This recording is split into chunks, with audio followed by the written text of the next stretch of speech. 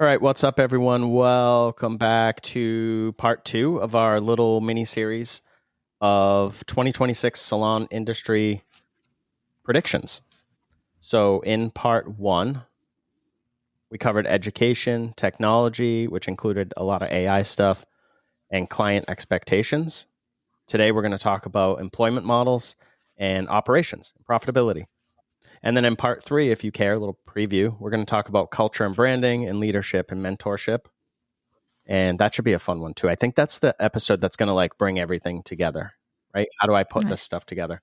So if you haven't listened to part 1, I would recommend going back and doing that. Also, if you don't care and you are more interested in employment models and profitability and that stuff, then just stay here. Who cares? You do you. Either way, we always start with opening takes.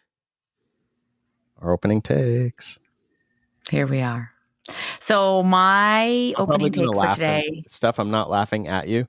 I'm genuinely excited for these episodes. Okay. So, I feel like I'm just here to co-host and co-sign on whatever it is that you say. These are definitely right up your alley, and it's fun to be part of it, but I'm actually enjoying listening to you talk. All right. Which I said on the last episode. Perfect. So my opening take is from Todd's lovely list again. He's helping me. What truly makes a great stylist? And I think, or I believe, a lot of people think what truly makes a great stylist is I do great hair or I specialize in whatever. I'm going to say false. I think the things that will set stylists apart and truly make them great are the ones that give a fantastic consultation, that really hone in on listening to what the client is asking, listening to what the client is saying, not just trying to like come up with answers before they finish, but really listen and take that consultation next level. We hear it a lot in our salon. We get reviews that just are like, wow, I really feel like they paid attention to what I was asking for. I think a lot of times that doesn't happen. And that part is going to set you apart. Another thing that's going to make you a truly great stylist is that you listen that first one, and every single time that client comes in, you are giving them the exact, if not better, service that they had last time. So I hear so often of people that their first client, they give a great experience. By the time that first client comes back in, it's a good experience. And by the time they come back in again, it's like, you don't matter. So if you can always arrive at this great experience with this great consultation every single time that client comes in, no matter where your skill set sits, you will make a truly great stylist. In the back end, start working on those skill sets. But those things, consistency, great consultations will make you a truly great stylist. You know what I just thought of, Jen? When you, there's been times where we're like in a restaurant, say we sit at a bar, having a cocktail or dinner or whatever, and you'll hear like the bartender or wait staff say, oh, that's just Tom over there. He's a regular. He'll wait. I'll get around to him. And I'm like, that's because he's your regular, like, because he's your regular, like he'll wait. But that's how people think of it in any industry, right? Well, I already have this. Where those regulars are like the foundation for your business, and they keep coming in and they keep endorsing you. They keep buying your food and your drinks. Like everybody deserves to be treated the best, but if there's something to be said, like time after time, and then you just treat them as if like, whatever. That'd be like me. I have clients for 26 years. Imagine they come in like, yeah, sure. I'm going to go mix you. Or, hey, I've already mixed your color. Sit down. Like, oh, you wanted to change it? I don't have time for that today. Like, why would anybody stay? Yeah, that's wild. And we talked about client expectations in part 1 of this little mini series. And something I really believe is that was loud.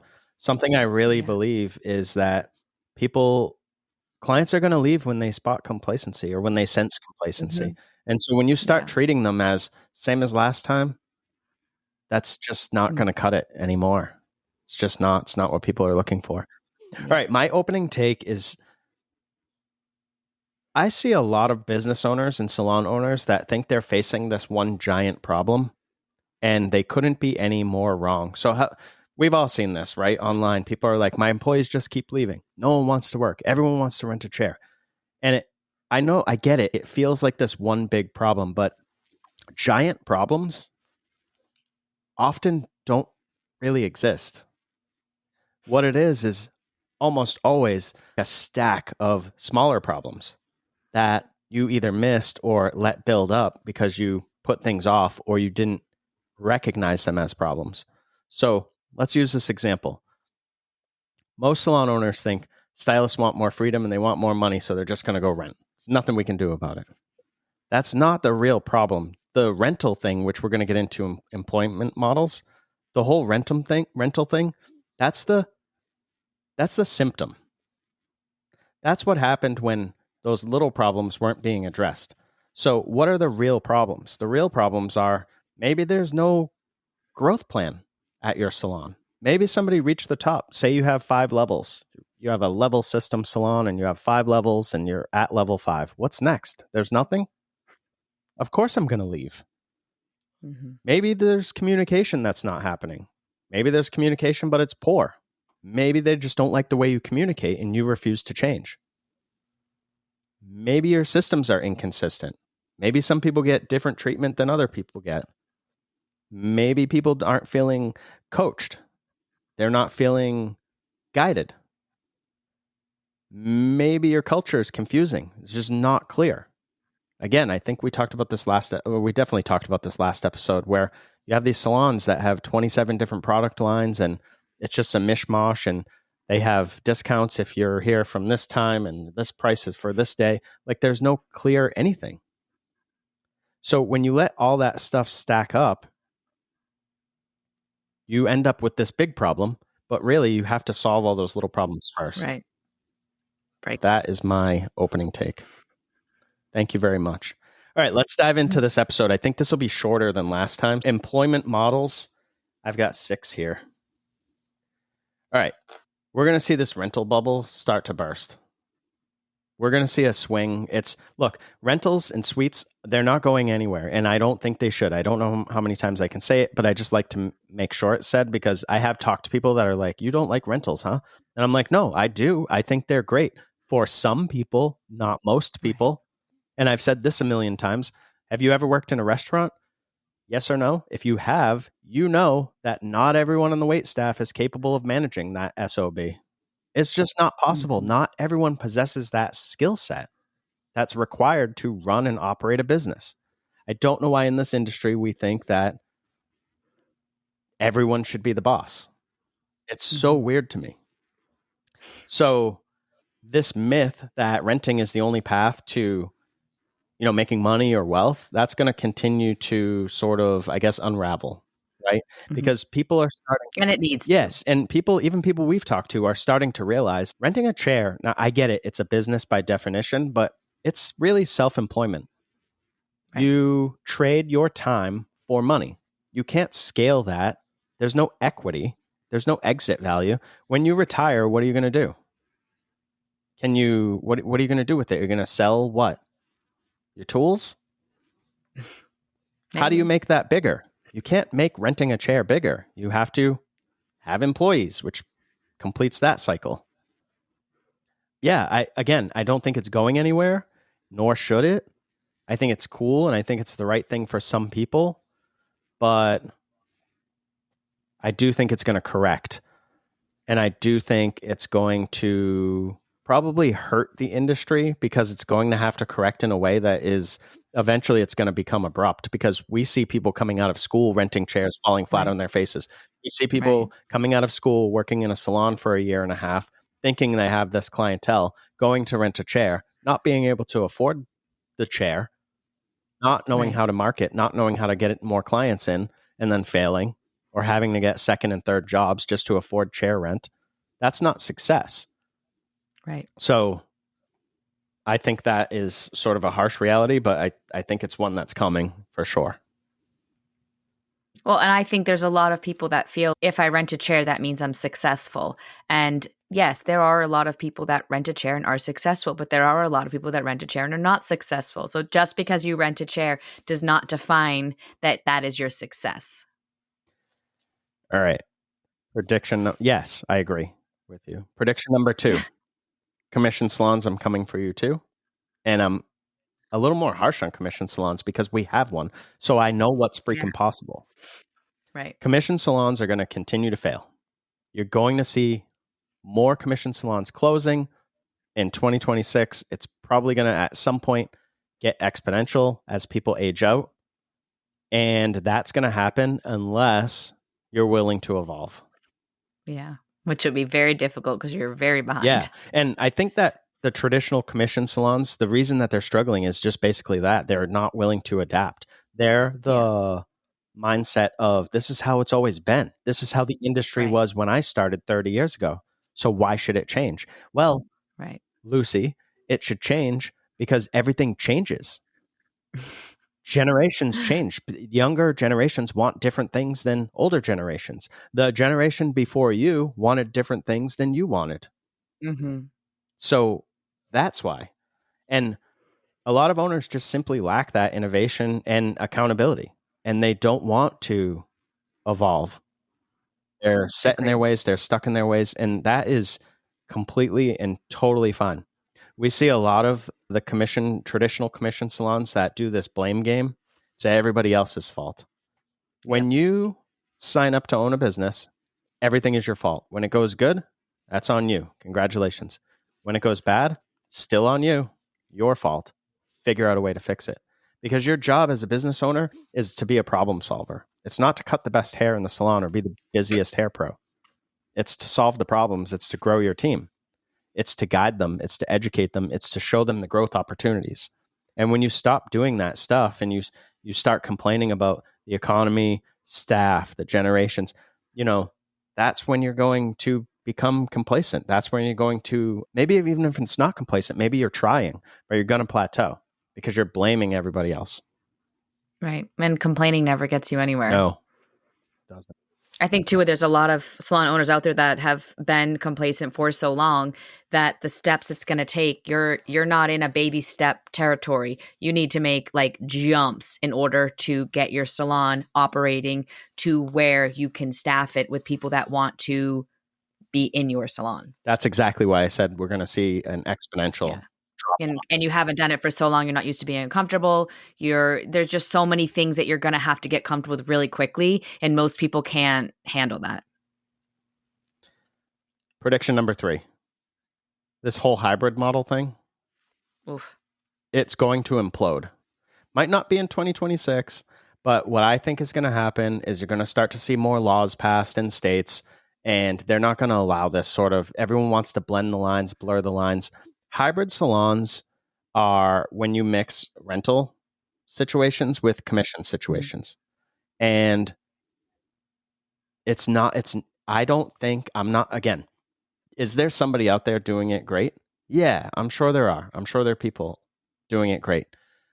Are there gray areas that they're probably falling into? I would bet. I would imagine. Because every model is going to have mistakes. Every owner is going to make mistakes. To think otherwise would be really silly. But I think the hybrid model came about as a reaction to, you probably had a commission salon owner who said, oh, everyone's leaving to rent. If I offer rent here, people will stay. And I don't necessarily think that's true because people aren't leaving, like we talked about, because of those reasons. They're not leaving. That was my opening take. That's like the symptom. You already have these stack of problems where people are already like, I'm out of here.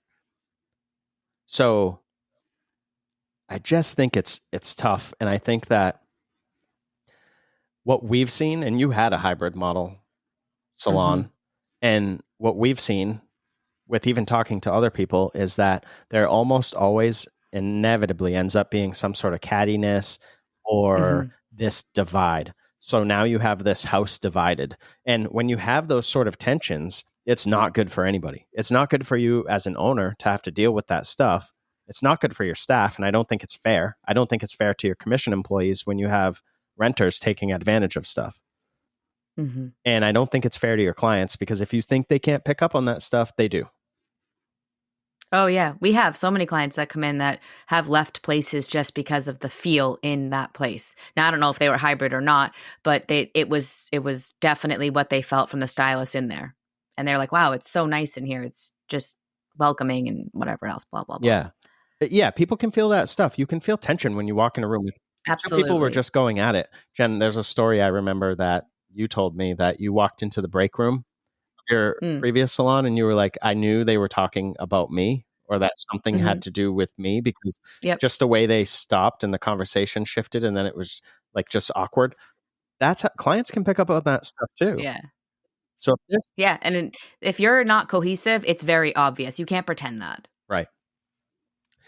I think too, you just have it's a salty environment on either side, and you're probably putting out fires, if not hourly, daily, weekly, and so much coming at the person that's at the top that you start to realize it's probably not worth it because you can't make everybody happy, nor should you. But there's no way of even making a balance in that kind of scenario because somebody always wants something they're not getting, and you don't know how to deliver with two different business models under one roof. All right. Prediction number 4. Drum roll, please. I think apprenticeships are going to come back. I hope And so. I think that it's going to give salons that run apprenticeships a huge advantage. And the reason I say that is because we run an apprenticeship program that Jen runs, and we have noticed a few things. We've noticed that your apprentices come out superior to what's coming out of hair schools. Yes. We've noticed that there's almost always a buy-in to the culture because these people are coming up with your business. Mm-hmm. And we've noticed that they tend to stay. So Yeah. you don't have to worry about your people necessarily leaving. I'm not saying they can't leave. I'm not saying they'll never leave. I'm not saying they shouldn't leave. But what I am saying is that they appreciate everything that you're doing if you do it the right way. And so they tend to take a little bit more ownership.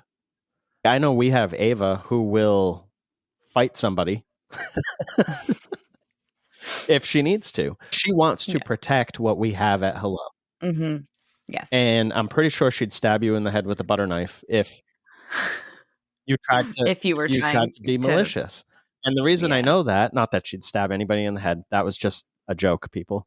The reason I know this is because we've had people in the past that weren't good fits, and Ava will come to us like, hey, so this happened, or hey, this is going down, or hey, you need to see this message that this person sent to me, or whatever. Mm-hmm. And she's very, not defensive in a bad way and not in a gossipy way, but she protects the business how we do. She sees how we run Mm-hmm. it and how we don't really stand for negativity and stuff in our business. And she buys into it because she's seen it. She's seen us walk the walk. Right. I also think that I think, oh, go ahead. you can jump in, but I think that more people, or not more people, more states are starting to open up apprenticeships from what I've noticed, Mhm. a couple over the last year or so. And I think that that's a good thing, even though people are arguing against it. I think it's fantastic. I think also, I mean, the other part of the apprenticeship and one that would be something that you might not even realize has a value to it is the purpose that it gives to the staff. So we have a young staff, young professionals coming up. Some of them have been with us since the beginning. And it's interesting because you watch these stylists, barbers, whatever they are, you watch them grow over, let's say, a 5-year period, right? So I have someone that came with us and they're in the beginning and now they're at year 5. And a lot of times that person doesn't realize how much they've learned and how much they've grown. But what the apprenticeship starts to create is they see somebody coming in brand new learning. They see what they can offer for their educational journey. And their purpose now is not just to do hair. Their purpose is they're like, oh, well, I can help them do this or I can help them do that. And before you know it, you have curated this culture of just wanting to help and wanting to uplift that younger generation because now my apprentices are the next generation pretty much. But there's something that there's such value in that you can almost overlook it, right? So lots of learning to be had, but it doesn't always have to be from one person. And now we have a staff that has seen our 3rd apprentice and they're excited to see where can they help or how can they help. And it creates this really awesome community in our salon. The other thing apprenticeship does is that, and people are going to hate on me for this one, but the more forward thinking business owners that own and operate salons are going to eventually challenge licensure. I think that it creates this false sense of professionalism, and licensure doesn't exist to help salons. Their mission Right. is to protect the public, nothing to do with you at all. And I know a lot of people think that, if we didn't have licensure, then the market would become saturated. That's not how markets work. It doesn't. So you would still have to go to school because you don't know how to do hair, or you would have to get an Right. apprenticeship because you don't know how to do hair. You're not going to have somebody that's set up in their garage out of high school that's never taken a hair class that's going to steal all your clients. And if Your clients are going to go to that person. and if you think that, that's wild. Right. Yeah. They're not even going to know they exist because they don't understand marketing or anything. So We would have a school if there was no licensure, and I would be happy to apprentice a lot of people at one time. That would be fabulous. yeah, I think, And they would be amazing hairstylists. yeah, a lot of these boards exist to fund themselves. That's how bureaucracy works. At one point, they probably started out with good intentions, but now there's options to not even get state inspections anymore. So what are we paying into? We're just paying for the right to do hair. We're paying for the right of somebody that might not even do hair to tell us that we are good enough to do hair. And not even good enough. It's not a merit thing. It's just you passed a state test. You don't have to do anything else after that ever again. In certain states, you do need CEUs. In New Hampshire, you just pay. You just pay your money and they send you a license. That's it. So it doesn't separate good or bad. You do that within your business. Prediction number 5, culture. We talked about this a lot. And stability are going to take the spotlight. So culture is going to be your differentiator moving forward. And again, it goes back to that feeling of what do clients want out of this? Not what do you say, not what do you want, but what do clients want out of this? What are they looking for? And what are their hair pros looking for? What do the hair pros want? Again, not what you want for them, but what do they want for themselves?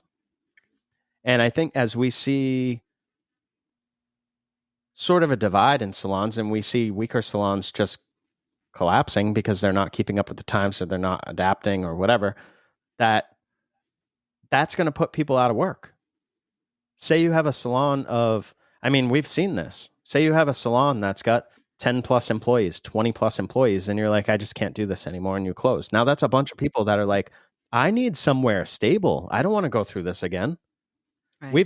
We have people on our team that worked for salons that just closed. And they just didn't have a place to work one day.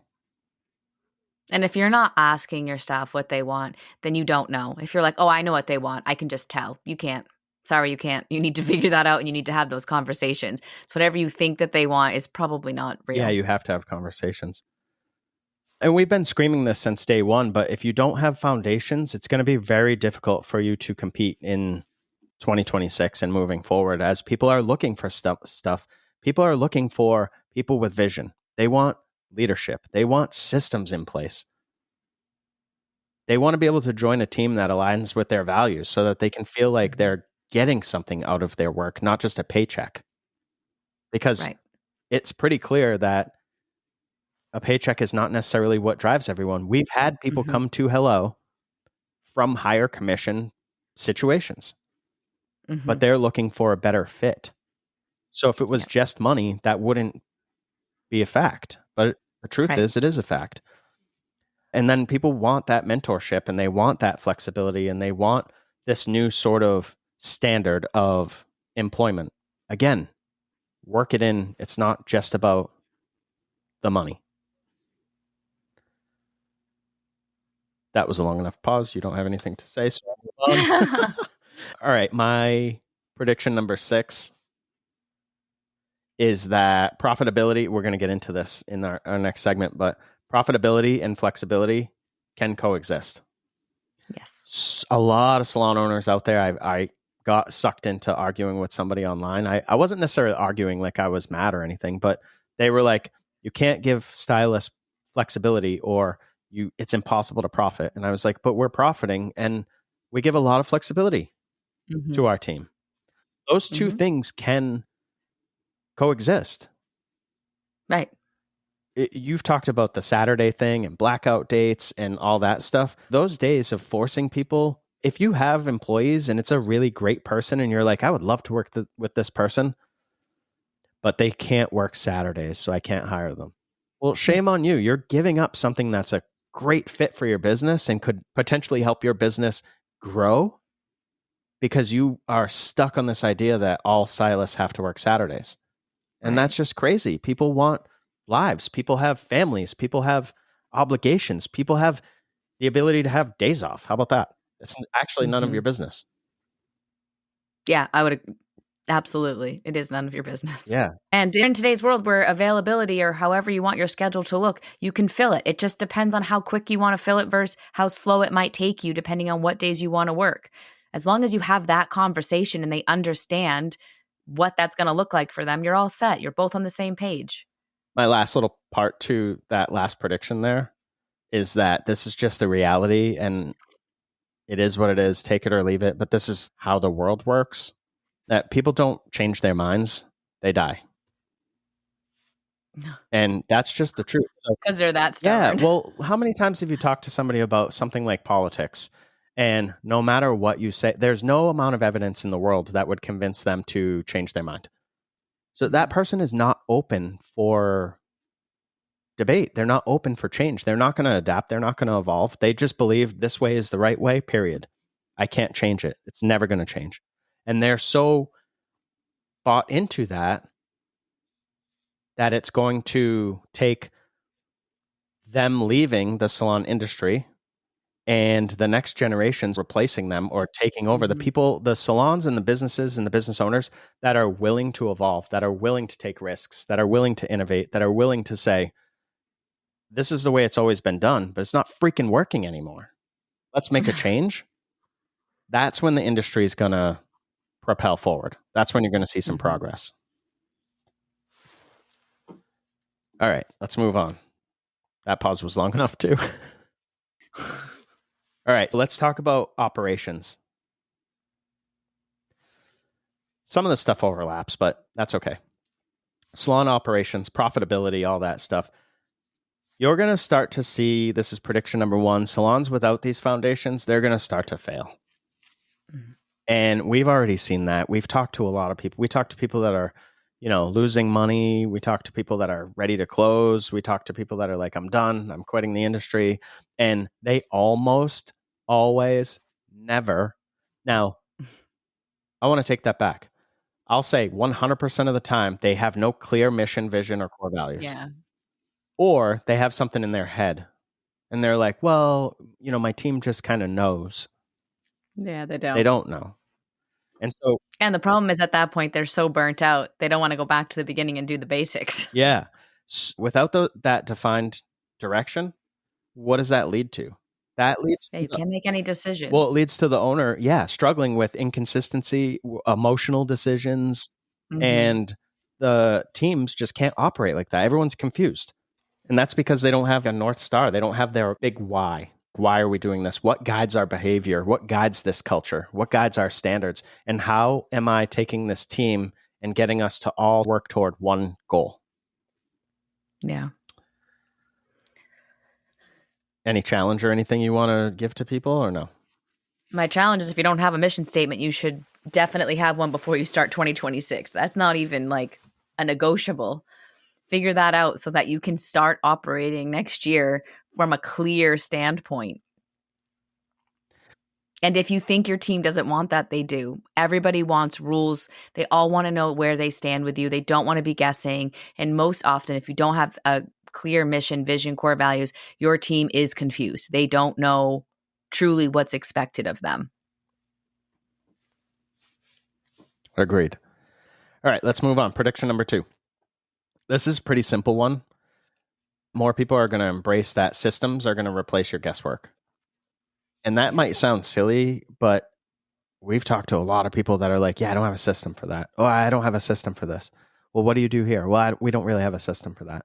So that's exhausting. It's exhausting. That's just running on any little thing. What do you feel like doing today, I guess? Right? A problem comes up and you might solve it 7 different ways in the same month because you don't have any sort of system. You're just guessing. What did I do last time? I don't really remember because I didn't write it down. I'm too busy. Well, yeah. And then your staff's all like, well, last time it was like this for me. How come it was like that for you? They're confused and no one knows what to do. Yeah, there's just this massive disconnection, I guess. Yeah, for sure. All right, let's move on. So get systems in your business. Prediction number 3 is that KPIs are going to mature. We're going to see and they should new KPIs. So what are we talking about here? We see this obsession with these rebooking percents, retail percents, ticket totals, whatever. And I'm not saying those aren't important. Those are just a snapshot of a specific thing from the 90s and 2000s. Yeah. We need to start seeing some updated KPIs. We want to look at, we talked about this last episode, lifetime value of a client. Yes, very important. Most How important, much, probably. yeah. How much is that person, is a client, investing in your business over the course of the lifetime that they do business with you, that they patronize your business? Mhm. That's generally a large number. Now, when you start to look at when you start to look at that as that person, you start to get over that 50% cancellation policy. Is that $75 worth more? Like, you're going to piss off a client, get a bad review, and then lose the potential future revenue over 50% of their appointment? Is that worth it to you? And when you start to look at stuff that way, it opens your eyes. Yeah, it gives you a new perspective for sure. Profit and you see the bigger picture. Profit in general. So net owner benefit. What are you paid as an owner for being the risk taker, for being the person that invested, for being the person that tied their money up, for being the person that learned how to do the marketing, for being the person that built the team out, takes care of the bills, pays the taxes? What are you getting out of your business for that stuff? And this does not include anything that comes from you behind the chair. So net owner benefit. There has to be something there. How about looking at your team happiness and their engagement? I had broken down somewhere, like, if you're like, how would we figure this stuff out? I wanted to simplify this episode, but I do have ways to figure this stuff out. So reach out if you need help. But there are ways to track that. How do you track your team engagement? I don't know. Are they showing up? Well, I do know, but for example, are they showing up to the events that you're hosting? Or are they bailing on stuff? Do they come in early and get themselves set up? Or are they coming in last minute and whatever? Look at that stuff. Culture stability. That's a big one. How long are people staying in your business? It's a great test. Yeah. It's a great way to look at stuff. And where are we? Yeah. So anyways, the KPIs, to wrap that prediction up, most salons don't have like a KPI problem. They have a meaning problem. So they don't need more metrics necessarily. They need to understand why their metrics work and how to improve. So what are you doing with these metrics? For example, if you look at your culture stability and you're like, wow, on average, people last 2 years here, you've got an issue. But now you know that because you've looked at it and you can break it down why people are leaving. You can fix that. You have an opportunity now to fix that problem.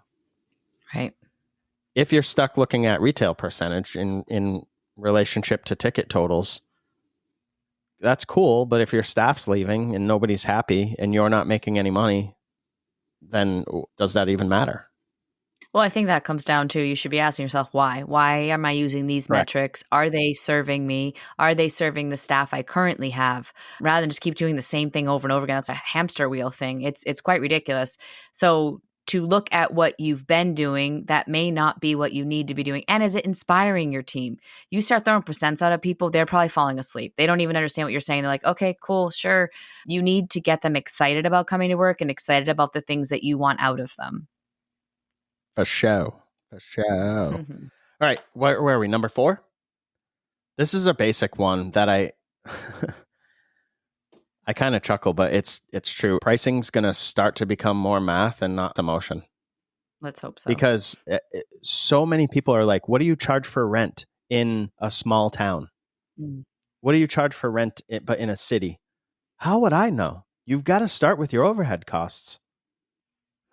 What does it cost you to run your business? Start there. there. You have to add that stuff up. So salons are, I think, finally going to start to look at, or I'm saying the salons that are going to last, right? These are my predictions, are aimed at salons that are going to step into the future and thrive. But you're going to have to look at your cost to deliver services. What does it cost you to do a partial foil? If you don't know that, I mean, not off the top of your head, that'd be crazy to know everything. Maybe you're the Rain Man. I don't know, but you have to be able to look somewhere and be like, oh, it cost me X amount of dollars to provide the service to a client. So how much do I have to charge to pay someone to provide this service, cover profitability, cover the overhead fixed costs, cover the taxes, etc., and all that stuff. That's how you have to look at pricing, not what do you charge for a bang trim? We're in a small town. That doesn't make sense. You have to target your profit margin. If you don't account for profit, it's not going to appear. I know a lot of people work it backwards and they just think, well, if I can cover my bills, I'm good. And then every new client I get is just profit on top of that. That's not how it works because your business is exponential. You have more costs associated with delivering the services. You have more products that you have to buy. You have more electricity that you're using. You have more water that you're using. You have more staff to provide those products. You have more taxes. There's more of a drain on your business as you scale your business and grow. So you have to price that stuff in. You've got to structure your overhead too. There's a lot of people out there that are just kind of winging stuff and they're like, oh, just throw it together. Or I saw this one recently on a Facebook group. How much will it cost me to open a salon? What? They were like, well, I'm hoping to have 4 chairs, whatever. You're hoping? What do you mean? You need to have some sort of plan. You have to have some sort of structure, or else you're getting into this business and you've bitten off more than you can chew. That's what's going to happen. And then you're going to go, your next post is going to go, how do you sell a salon? Sorry, it's the truth, though. I know. Also, why are you going to a Facebook group to ask how to get started? That's bizarre. Yeah, you need a business. You need someone to help you with the business. Yeah. And this stuff is all going to be important because what are we seeing now? We see people that are just copying. Yeah. And monkey see, monkey do. And they just think, well, and I've seen this one too. I've seen people say, you want to price your salon around or just under the nearest salon to you, because then you'll get the clients. Which makes no sense. No, it makes no sense, because what if that salon's losing money? And what if your bills are higher than theirs? You have no idea what's happening in those walls. So I don't know why you would base your pricing structure on it. That's wild. That you're just guessing at that point. And on it, I was just going to say, and you're not even guessing. You're just stealing from the salon across the street. And honestly, the second you can get your pricing where it makes sense for your business, you can operate from a very different place as an owner, because you understand why the numbers are what they are, and there's confidence within that. And a lot of people are going to be too afraid to look at their numbers if you're not already. I promise you, even if they're bad, having that clarity. Oh, I mean, yeah. Jen can attest to that. Yeah. And having that clarity, and this is something that I learned when I was in the gym world and even in restaurants, understanding what it costs to deliver stuff, you could even look at your services and go, oh, this isn't even worth me offering anymore. And I hate doing it. Right. Boom, drop it, done. And you just saved yourself money. Yep. So anyways, owners that continue to price emotionally or just based on what everyone else is charging, you're going to struggle. You're going to struggle to offer education. You're going to struggle to offer growth. You're going to struggle to sustain payroll as you grow. And you're going to watch your salon spiral out of control, and people are going to leave because they're looking for stability. Right. Prediction number 5, you're going to see actual specialization outperforming generalists. Now, I'm not saying, so like there's this big push of you should be able to do everybody's hair. I don't think so.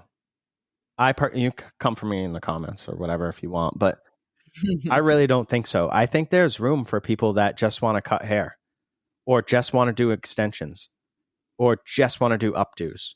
There's room for people that just want to do lashes or just want to do makeup. Like, you can specialize. You could take it a step further. I don't want to do makeup. I only want to do wedding makeup. You can figure out a way to specialize. And by doing that, you establish yourself as the authority in that niche. And then you can charge a higher price because you are delivering a higher standard and you have fewer services. So clients will recognize that you're the specialist. Everyone goes to you for this one thing. You generally see these service menus that are super complex. There's all sorts of different levels. If your hair is a certain length, it's this price. If it's a certain length, it's this price. If it's long, it's this price. If you're a first-time client, it's this price. If you're someone else, it's this price. If you have a lot of hair, I've seen that. If you have a lot of hair, it's a different price. That's confusing to clients. They don't want that. They want expertise. They want someone that has demand, right? You don't want to go to the place that's, if you go to a restaurant over and over again and it's empty every single time you go there, is that really where you want to be eating? You're like, how come Probably not. nobody's here? Right. And it gives you identity. It separates you from the pack, and it gives you pricing power, like I mentioned before, because you can command a higher price for specialization. But you've got to I keep think up with it. I was just going to say, if you're like, this sounds amazing, if you are one of those people like, I would love to just be doing this, then you best be working on that all the time. It needs to be what's on your socials across the board. You have to set a standard and you have to work on it. It's not just because you just deemed yourself that I specialize in this, that it becomes that you're the person everyone's going to go to. You're going to have to do the work to get there. Yeah, of course. And I don't mean when you finish school that you should be like, I'm only doing this. You really need to be a generalist first, because you need to experience everything and you need to understand the rules enough, because there's so much carryover, right? You can't just come out of school and go, I only do extensions, luxury, super expensive extensions. That's all I do. Well, and what used to have, like the past of specializing, was a lot of people were coming out of school told to specialize. So they picked something they were good at, and that's all that they wanted to do. And then when they're realizing they're not building off just that, they never worked on anything else. And that's why in the beginning, the generalist makes the most sense. Have a strong foundation. It also makes the most sense. Say you do want to specialize in makeup, and in a couple of years, like, I'm kind of bored with this. Well, if you have a generalist background, you can pick up some of those old skill sets and put them into use. And now maybe you specialize in something else. For sure. And if you're a business owner that's like, well, I don't want to just offer one service at my salon, that's not what I'm saying. You would hire specialists. Specialists work for generalists. That's how it goes. That's a fact. That's across every business industry. So, for example, I'll use Hello. We have people reach out that are like, do you have someone that's good with kids? Yes, we do. We have somebody that sort of specializes in that. They're great with kids. Do you have someone that specializes in, extensions? Yes, we have several people that focus on extensions. And the list goes on. So when you're the owner of a salon, you don't have to just provide one service. That's not what I'm saying. I'm saying that specialization is going to allow you to create demand and create value for yourself and establish yourself. That's all. Love it. 2 more and we'll wrap up. So number 6, leadership development is going to become the most valuable skill in the industry. Yeah. So what am I talking about here? I'm talking about being able to train employees. And if you can't train them yourself because you're quote unquote too busy, you're going to have to figure out how to train them. You're responsible for it. How about conducting effective one-on-ones? How about giving feedback? Communication. Your communication needs to be direct.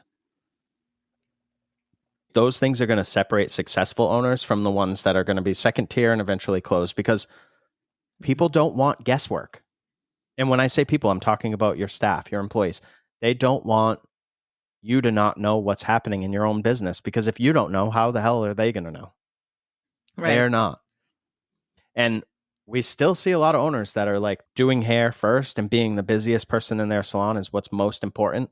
But in reality, your job is to lead. Your job is to remove obstacles for people, to make their life easier, to train them up, to clarify things for them so that they can operate themselves where you don't have to micromanage them. They don't want that. And until owners start to learn leadership, real leadership, not just be like, I'm a leadership expert. Well, no system that you put in place is going to matter, because you don't know how to lead it. If you're just blaming every day, you're not leading anything. Correct. All right, last prediction here. Purpose is what's going to drive performance. Yeah, I think a lot of people are looking for purpose. I mentioned that either in this podcast or last one, that it's a word that I feel is truly going to drive the future. Find purpose. Yeah. So there has to be this shift in the industry. You have to have a reason for every decision that you make in your business. And that reason comes from what we talked about earlier, the foundations, It comes from your core values. Does this align? Does this decision make sense? I want to add spray tans to my business. Does that align with your mission? Does it get you closer to your vision? Does it fit your core values? If the answer is no anywhere, then no, and focus on the next thing. You don't have time to waste on that stuff. And I'm not saying spray tanning won't fit your business. I'm saying I just use it as an example. But if you're just trying to do a bunch of stuff without clarity and without any sort of purpose, then again, you become that mishmash. I don't know. You become that salon. And you have to be able to clearly communicate this stuff too to your team. That's one thing that I would say that we excel at, Jen, is explaining the why behind stuff. We change stuff at our salon and our team goes, okay. Where I see a lot of people online that are like, hey, change this thing and my salon's all pushing back. That's because they don't believe you. They don't believe this is going to benefit them. They don't believe that this is going to lead them to become better stylists, to make more money, to feel safer, like you're not going to close next month. They're not buying in. That clarity is what's going to create that trust. Trust is going to create the buy-in. Buy-in's going to create the performance, because when people don't have to worry about a bunch of stuff, they can just service the clients and things are great. And that's the goal. That is the goal. That's all I had. Employment models, and then salon operations and profitability. Cool. All right. So next week we're talking about culture and branding, leadership and mentorship. And I'm excited for that because I think that's where we can dig in and where people will see a lot of impact to their business. But all right. If you have any questions, reach out, whatever, blah, blah, blah, all that closing stuff. And we'll see you next week. Bye, everyone. Bye.